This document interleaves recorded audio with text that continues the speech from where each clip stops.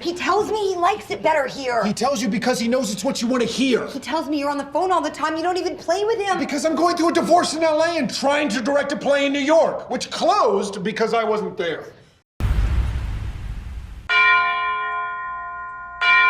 When we think of marriage, we're quick to think of white gowns, red roses, pressed tuxes. You get the deal. Dinner dates, a shared bed, maybe a baby down the line. This isn't everyone's end goal, but for a lot of people, this is the dream life. Marriage, by many accounts, sounds beautiful, but it also gets ugly. It's not always this perfect fantasy you see in Instagram feeds and Pinterest boards. You disagree, you fight, and when it gets bad enough, you may just end up separating despite it all. Current Champ here at it again. Divorce is something we're no strangers to, but for those of us who haven't married yet, it sounds pretty damning. And sometimes it really is. You'll see that in our film for today, that horrifying reality painted in Marriage Story. We're immediately greeted with a little montage. Entering blindly, it sounds like a classic romantic monologue. Think of those dead wife cutscenes that have the husband getting all sentimental about his spouse. No worries though, no one's dying here. At least, not literally. She's a great dancer. Infectious. Charlie. He loves being a dad. It's almost annoying how much he likes it. The concept sounds sweet and all. Like, aw, they're complimenting each other. Not every day you see couples being so openly sweet to each other. Oh, wait a minute. I think I'm gonna go if you two are gonna just sit around and suck each other's Huh. They're with a mediator for soon-to-be divorcees. My bad, I guess it's not as romantic as expected. That right there, it's the first shot of irony in this film.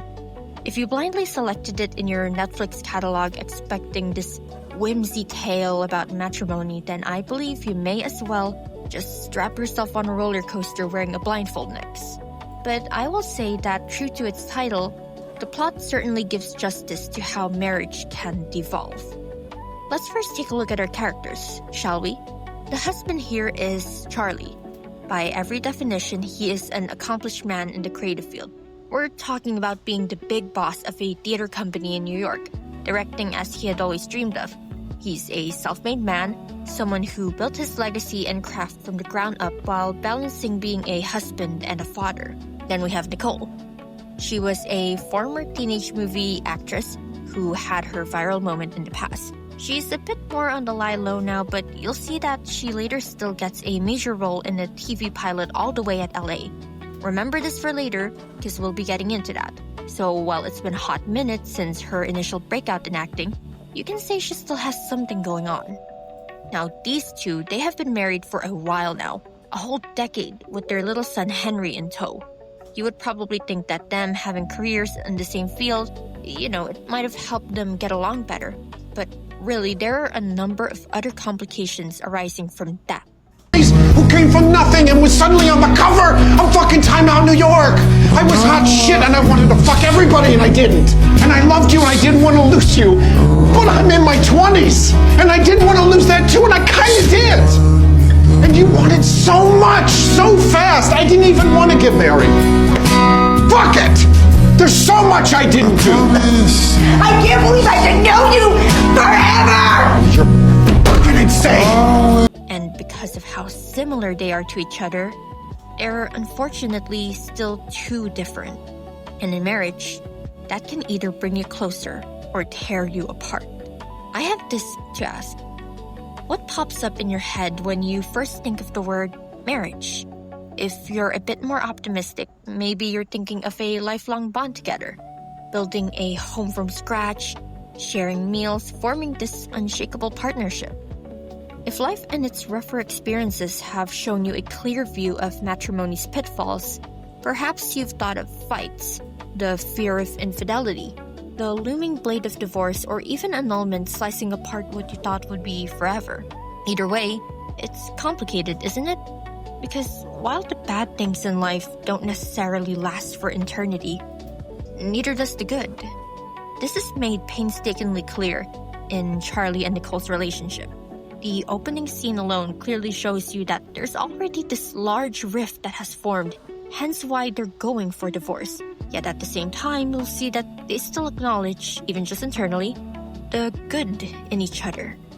You don't get married to someone you hate after all. Sure, the background of their marriage is no best-selling romance novel, but they saw something in each other in the first place. The mediator even points out that they need to dig up what brought them together, what made marriage an option for them to begin with. Now, while he definitely shouldn't force clients to open up immediately, nor should have Nicole lashed out the way she did, he brings up an important point here. Assuming a couple didn't get set up specifically or just did it for convenience, you generally marry someone because you love them. Okay, this is such a no-shit Sherlock take, but listen. You generally marry someone because there's something about them that brings out the best in you. They trigger happiness, safety, and likely also motivate you to be better as a person overall. But sometimes you forget. Time passes and that honeymoon phase eventually wears off. That's what makes rediscovering those reasons so important. How else will you feel the essence of a union if you yourself cannot recall what made it significant in the first place? Though you will see here that Nicole has already decided. Her marriage with Charlie is already falling into shambles, and this separation is what she already made up her mind on. She will get what she wants, end of story. You don't exactly dishonor an agreement on separating amicably if you don't take into account what life could be without your husband in the picture. Statistics show that over 70% of women initiate divorce. Reasons vary from situation to situation, but it's clear now that women, they are gradually leading more towards independence. Compare that to the past, where women were afforded less rights. They now have firmer grounds to stand on when it comes to matters concerning their life choices. And this is crucial. For people to thrive, they need autonomy. We need to have control over our lives somehow to truly feel this contentment. And that's exactly what Nicole felt. She has expressed the desire to walk her own path and do her own thing because she feels that Charlie is stifling her. He isn't agreeing blindly to her wants, and you can see how it ticks her off. I mean, it sounds pretty harsh hearing about it, no? Husband not letting his wife run free with her choices until you realize that Nicole isn't exactly making the smartest turns on the road. Because remember what I mentioned about her pilot role in LA? She quite literally wants to leave their current home to gamble on, emphasis on pilot role here, because they still need to determine if the TV show will be a hit worthy of investment or not. Charlie, on the other hand, already has a successful operating business up front and center, where many other crew members and actors rely on him for their livelihoods. Fun for you?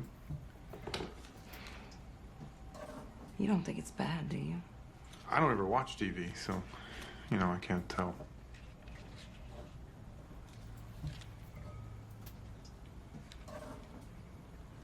So basically, he can't just leave them just like that. But Nicole, in pursuit of the fame she once had before family life, she wants to take the risk and fly all the way to another state despite the uncertainties that could cripple her family and other people's livelihoods. She's now doing something for herself. While that isn't a bad thing, there are factors to take into account in marriage. Moving somewhere else might be an easy adjustment for you, but it sure as hell won't be for your spouse and kid, who have built their own little world for themselves in your current home. And that's not to say she has to give up her dreams, no. This is simply one of those matters to make compromises for, and it's getting quite obvious at this point that Nicole, she begins seeing their marriage as some form of competition. They now have these conflicts of interest that loom larger than a lot of the other hurts in their relationship. She wants a larger amount of independence, steering away from the essence of us that you'll see Charlie emphasize so often. Independence in a marriage is not so black and white. You'll hear people saying that you must forfeit everything and anything individual the moment you say I do. And then we have others saying both parties in a couple should be able to do whatever they want under their own volition. And like with many other things, I've come to find that people, they really struggle with striking the balance here. I'll assert that we all truly need to place more importance on the togetherness of a marriage. It was never wrong to have your own thing going on in the background, because at the end of the day, you still are an individual. though intertwined, you and your partner are still your own people. However, if we'll take marriage with the meaning it was always supposed to have, you eventually need to accept a part of the deal is surrendering part of yourself to be the other half of your spouse, just as part of them would be your other half. You could argue that this is traditional, but I think that some traditions, they're worth upholding. If you ask me, Nicole's primary pitfall outside of her aggression during the divorce proceedings, which we'll dive into this in a bit, it was her ego. This is first made prominent in that scene wherein she asked Charlie for feedback on her pilot, only to seem upset when Charlie gave some minor comments. Even then, Charlie was clearly holding back, lying at his own expense to not put her down. Still, it seemed as though she wanted praise over criticism, wanting anything but to feel inadequate. While she wasn't quick to show her aggression outwardly, you will observe that she always has her best interests in mind. Not Charlie's, not even Henry's. That in itself essentially served as this gigantic crowbar pushing the pieces of their family further apart. She's not supposed to play martyr, as she has full rights to be personally mad about Charlie's previous infidelity, but she did not have to drive a wedge between father and son when Charlie's main faults weren't even about his shortcomings as a dad. Women are incentivized. Basically, there's such a major financial incentive for women to get divorced as soon as there's even a hint. While it's true that Charlie isn't a perfect husband, he still was a good father. Every bit of fight he had during the proceedings, he did it all for Henry. Because the last thing he wanted was for Henry, their son, to think that he, his own dad, had given up on him, even if the system put Charlie at an evident disadvantage. Problem is, the justice system isn't always so just. If someone just so happened to have an advantage over you, whether that is a societal bias, money, connections, you may get screwed over even if you aren't in the wrong. The thing with divorce is that the process is not very forgiving towards the providers. This applies to any half of the couple who happens to earn more, and in this case, it's Charlie. And in real life, men find themselves getting into serious trouble over this often. Yeah, that's great about the MacArthur. Thanks.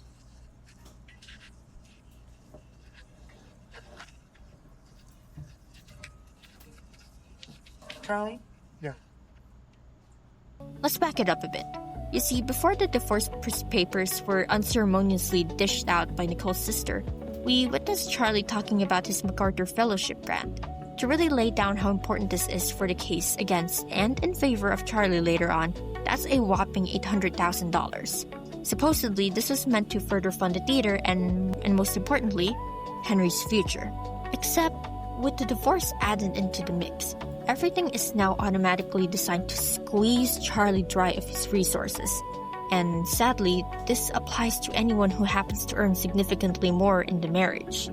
With the pending proceedings, Charlie is now expected to pay thousands even for a lower tier lawyer. On top of that, he has to also pay a portion of Nicole's lawyer. Take note here that Nora, Nicole's lawyer, notably makes it her life's mission to make Charlie have the hardest time possible. I'd like to specifically point out here that most of the time, divorce lawyers, they aren't aiming for friendly deals and shaking hands. Nah. At the end of the day, business is business. And what a lot of these lawyers aim for is to get their client to gain a significant cut from the separation. Rich people can afford to fail. The poor can't. To address the issue from a different perspective, we want you to think of it like this. What if you could only play a video game once, with no checkpoints, no health potions, only one life, and no save option? This is how poor people go through life. The experience for the rich is completely different. They literally go through life on a pay-to-win premise. They can afford to fail, because failure for them isn't final, it doesn't affect them. They have enough money to try again and again and again. Rich men, they wouldn't suffer from something like this. Sure, it's an inconvenience, but they can proceed with their life just fine afterwards. It's particularly quicker if they also have an ample amount of good connections to make it work out in their favor. But how many rich men do you know? Your average Joe won't be able to just throw $60K for a sliver of a fighting chance in court. When you're the provider, the system and its lawyers won't always be the kindness. And Nora, she illustrates this perfectly. See how she spurs Nicole on, acting as her echo chamber whenever she could? That is part of the process. And the end goal here is to get Nicole everything by squeezing Charlie dry of his assets.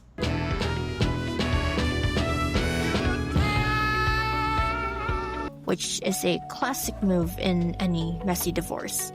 Plus, another thing you will notice is how Nicole is a lot more open when talking of Charlie's flaws. Even in the letter where she is meant to talk about the good things about him, she still manages to sneak in some of the things that tick her off about him and what she does to handle it. But here's why you might want to ease up on keeping score. Scorekeeping feels like control, but it keeps you stuck in grief and bitterness. It creates distance in your relationship when what you want is closeness. Because when everything you see is evidence of wrongdoing, there's no room for your connection to grow.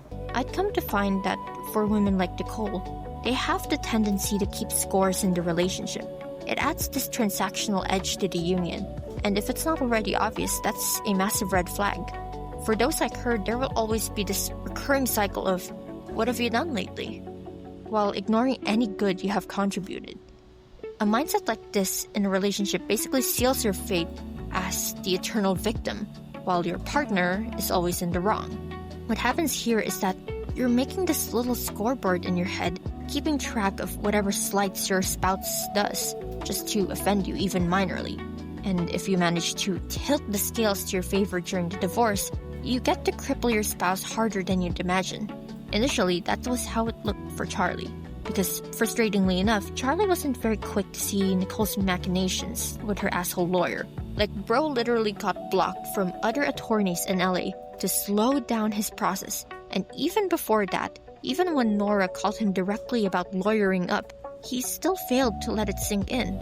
You'll see repeatedly how he always gave her the benefit of the doubt, deflecting because he's still under the impression that she's honoring their agreement of a lawyerless, amicable split.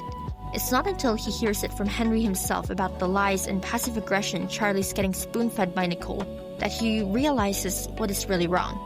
So if there is one remarkably satisfying moment in this tension-packed 2 hours, I'd say it's the time when Charlie relented using his hefty grant money to get a top lawyer who's also willing to throw jabs when Nora does, basically fighting fire with fire. Unfortunately, even though he did initially want to play nice, it's hard to do so when your soon-to-be ex is literally making active efforts to sabotage you. Because for all the mistakes he's made, Nicole's payback is significantly disproportionate to what he's done. And with the risk of losing Henry, it's no surprise that Charlie isn't taking any more shit. Here's the rough part though.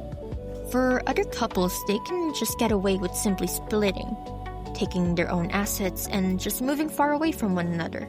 From there on, they could just forget each other and then move on. The same couldn't be said for couples with children. Because reality is this, you have a kid with someone, you'll both be irreversibly connected through that kid. You can go as far as to get annulled to illegitimize your union, but there's nothing erasing you in the equation where your child is the sum. Unless, of course, you decide to be a deadbeat parent, then you're just a terrible person. But in normal cases where both parents are still present in the kid's life, the connection, the association at the very least, it still binds you together. That's a huge factor as to why it's so valuable to have these amicable splits, most especially in cases like this. Because you'll always still be a part of that person's life, even if taking on a more background role. So whether Nicole likes it or not, Charlie will always be a part of her life. Even barring the 10 years they spent married, he will always be Henry's father. And he didn't do anything that would warrant him being cut off from his own son, even if that was what she was attempting. And it's not even just about having kids in the mix, no. Newsflash, when you marry someone, most of the time, you're marrying into their family too. You're quite literally integrating yourself into the family now as well. Sure, you won't always be close with your in-laws, but what if you are? Like, while they more often than not will side with their blood family, aka your spouse in this scenario, if a connection is already built, it'll be hard to sever. Cutting off platonic relationships nurtured over years isn't so simple either. Then with a kid in the pile, your kid will be their niece or nephew, their grandchild, their baby as well. That is another thick layer of messiness to divorce. Not to mention that even if Nicole had won full custody, and Henry doesn't see his dad for a long time, there will always be a chance that he'll go looking for Charlie. Because guess what? Charlie has always made it clear that everything he does is for them. He works hard to give them, especially Henry, a better life. He could always go seek Charlie out himself later on if this was the case, because while a child may be young, they won't always be stupid. We have this tendency to think children are oblivious, but they can pick up nuances. They will feel it if one of their parents doesn't want them, and vice versa. And because Charlie never made Henry feel unwanted, nor did he ever make him think of himself as a regret, he'd likely question the sudden disappearance Dad made in his life. It's clear to me that Nicole likely didn't take this into consideration had the scale completely tipped in her favor legally. But luckily, Charlie managed to survive through the dilemma, even if still at disadvantage compared to her. Now, this is where it gets even trickier. A person can be unhappy in a relationship for a number of reasons. Abuse comes in different forms, doing various sorts of damage to one's psyche. But one thing I will say is that being unhappy in a relationship should not always equate to getting abuse. Some people throw the word abuse too lightly. Believe it or not, this applies to a lot of those terms used in virtue signaling. But for now, let's just determine the boundary between simply being unhappy versus experiencing abuse. The United Nations in particular defines abuse as a pattern of behavior in any relationship that is used to gain or maintain power and control over an intimate partner. Abuse is physical, sexual, emotional, economic, or psychological actions or threats of actions that influence another person. When you're in a relationship that is not going well, and there is violence or there's, just abuse in some sort of way, it's embarrassing. It's embarrassing. I can imagine it's embarrassing to have to tell people like, this is what I'm dealing with. And then you're embarrassed because you're like, the easy answer is like, just leave, but I can't right now. Like, I don't know what's holding me in. Keyword here is power. In abusive relationships, the abuser will do whatever they can to forcefully assert dominance onto their partner. They take advantage of power dynamics, using fear to manipulate and shape their victim into doing as they please. Some may do it for some form of personal gain. Others do so to simply get the twisted satisfaction of having so much control over someone. This is different from feeling unsatisfied and unfulfilled in a relationship. Because sad truth here is that a person can do so many things right, but if they just don't hit the mark for your preferences, you will eventually feel miserable. There's no power play, no pain being inflicted internally or externally, but you feel heavy anyways. That is unhappiness, and it is usually of no grave fault of either partner. You will either be compatible or not, and in the case that where you both happen to be incompatible, it doesn't always mean someone is getting abused in some way. Even for couples who are initially very happy, this unhappiness, it still occasionally happens due to the fact that people are capable of change. And for some, such changes could be far too drastic for their liking. Well, if you marry, there's about a 56% chance that your marriage will end in divorce. Now, that doesn't take into consideration how many people may consult with a divorce lawyer because they're having difficulty in their marriage, but they choose subsequent to meeting me not to divorce for some particular reason, whether that's they don't want to part with half of their funds, or they've just decided it's easier to stay miserable and with a person, or they're staying together for the kids, but they wanted to know what their rights were. So if you marry, the chances of meeting someone like me are more likely than not, if we look at it that way, because it's more than 50%. So it's a high number, But if we define failure as all of the other things you've described there, where we kind of stay together but we're miserable, or we stay together for some other reason. In the case of Nicole and Charlie, we could say that a lot has changed between them in terms of their career progression. And for someone who values their career, this takes a drastic toll. Nicole has mentioned this herself. Charlie wasn't always this award-winning director. He was once a struggling artist himself. And Nicole, she mentioned having the spotlight on her a lot back in the day. But now, it's the opposite. Life has shifted them into different places, and their marriage was first to suffer. Take you, Carla, to be my wife. I promise. I promise to be true to you. In good times and in bad. In sickness and in health. I will love you and honor you all the days of my life. Pull up the classic wedding vows and you see this. These are the vows most of us are familiar with. The pressing question is this though. Do we as a society fully honor these when we walk into married life? Looking at Nicole and Charlie, they had their own failures. I mean, from the first part of the vows alone, Nicole certainly did not hold up her end of having Charlie from their wedding day up to the end because of her chase for a different path in life that could not fully include him. Then Charlie, in his dissatisfaction, slept with another woman, effectively dishonoring his part of being loyal. Not a whole lot of cherishing done by either of them throughout the film, though Nicole is the more visible offender. If you want to be married, if you are serious about marriage, if it's something you really, truly desire, prioritize it now. Why do I bring up these vows, you may be wondering? I personally think it's high time for all of us to really reassess if we are still understanding the essence of marriage. Because honestly, I've come to find that too many of us aren't treating it as the major life choice that it is. Now, it's one thing to break up with your middle school boyfriend of 2 weeks because you got bored. It's another thing, however, to take someone's hand in marriage, then proceeding to divorce them over a conversation that could have been made maybe 2 years ago in under 10 minutes. The problem here is that for some of us, we get too quick with jumping towards the extremities. Like I said a while ago, there are spouses out there who like keeping tabs of wrongs so that they could bring it up to you when they're trying to make a point. That's an example of people jumping to the extremes. They will hyperfixate on the bad, going as far as to cancel out anything good. That will never be healthy in a marriage. From the get-go, you're already dishonoring half the vows by seeing the worst in someone you're meant to have the most faith in. Is that men and women are never going to communicate the same, but it's important to learn communication styles. And she said the number one thing that helped her in her marriage is no matter how hard communication got, she would always start the sentence as, hey, what I'm hearing is, instead of assuming what he meant or assuming what anyone means, and that way you're actually showing them that you're actively listening. And for some people, they take minor inconveniences and treat it as if it's the end of the world. A bump in their relationship, then to them, it's already done for. Off the bat, you're not taking for better, for worse seriously. Why even get married if the slightest hiccup will lead you both scrambling to go on your own paths? What happened to communicating, to having a united front? Right now, I'm not telling you to endure the misery if the marriage has already gotten that bad. That's not the point I'm trying to make.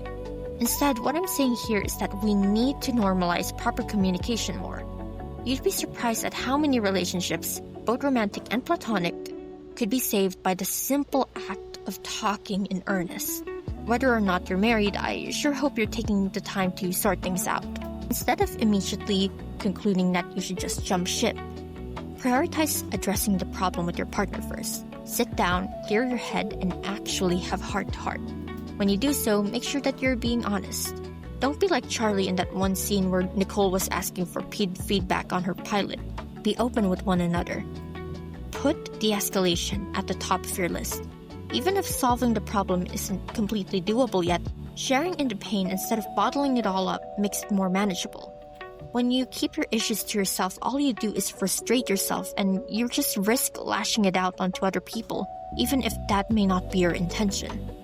And if things aren't looking too good at the moment, take a break, but don't call it quits. Spend time apart, but don't make it an eternal separation. Some problems, it can still be fixed. So cool down first by taking some necessary alone time because, as I said earlier, you and your partners, you're still individuals. Take some time off and come back stronger. Sometimes time apart can lead you to realize how much you really value the time you've had together. And although simple, this one gets overlooked. Check in on your partner. Don't wait for bitterness or coldness to gradually simmer. I will sound like a broken record here, but talk. Make sure both of you are still on the same page, and if you aren't, keep talking. Assess both of your needs and wants. Be open for compromises since at the end of the day, love and marriage, they're supposed to be a give and take. This is what some people have glossed over, and it has led to the end of what could have been lasting unions. So, gathering everything up, is marriage really worth the pain? If you ask me, I would say yes. While imperfect, marriage was always about being together. Working together, falling together, getting back up together. Take a shot every time I say together. But jokes aside, marriage, despite all its risks, it will still be worth the pain as long as both of you are willing to honor each other's vows. There's a lot of effort required in it because love is undeniably complicated. And I'll never stop loving him, even though it doesn't make sense anymore. So do more than just love. Listen, understand, see each other. Remember why you're together. Don't let a couple of arguments and ego overshadow that reason. Now let me ask you this. Are you letting your differences derail your vows, or are you allowing your vows to settle your differences? The answer lies in you. Marriage Story showed us the hardship accompanying love, and we've had our takes. But don't think we're stopping here. There's much more for us to uncover. And as always, if you like this discussion, stay tuned for more and let me know your thoughts in the comments. Current champ here. Peace out. And I'ma just do me. A new thing hold me down on 2 feet. That's 10 toes, bust 4, 5, and 6 foes. Need 2, 6, 4, 0 eyes and a 6 4.